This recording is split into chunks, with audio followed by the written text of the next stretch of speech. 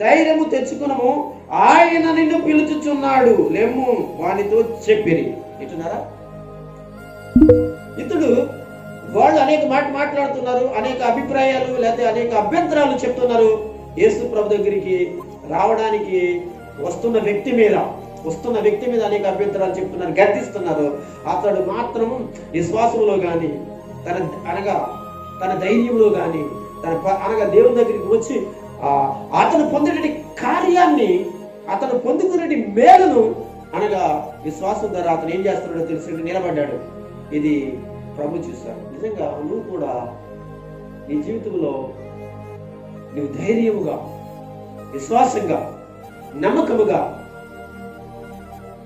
నీవుంటే ఇలాంటి పరిస్థితులు ఎదుర్కొనే సమయంలో దేవుడు నిన్ను పిలిచి నీకున్న సమస్య, నీకున్న ఆరోగ్య పరిస్థితులు, నీకున్నటువంటి ప్రతి కార్యాన్ని ప్రభు ఏం చేస్తాడంటే పిలిచి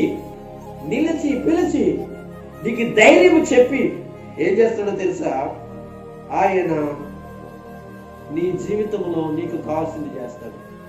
ఇక్కడ అంటున్నాడు కదా, అంతటా వాడు పట్టను పారవేసి దిక్కును లేచి యేసు యొద్దకు వచ్చాను. అది విన్నారా?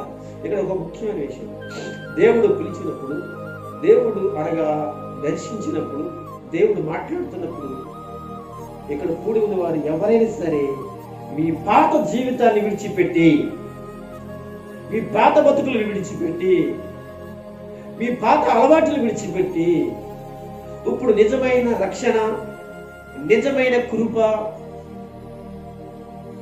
దేవుని రాజ్యమునకు నిన్ను నడిపించడానికి ఆయన సిద్ధపడుతుండగా ఆయన పిలిచిన పిలుపును మీరు ఇష్టపడి మీ పాత రోత జీవితాలను అనగా విడిచిపెట్టాలి. ఎలా విడిచిపెట్టాలంటే ఇక్కడ చెప్పినట్లుగా, వాక్యం చెప్పినట్లుగా, అంతటా వాడు బట్టను పారవేసి దిక్కును లేచి యేసు యొద్దకు వచ్చెను.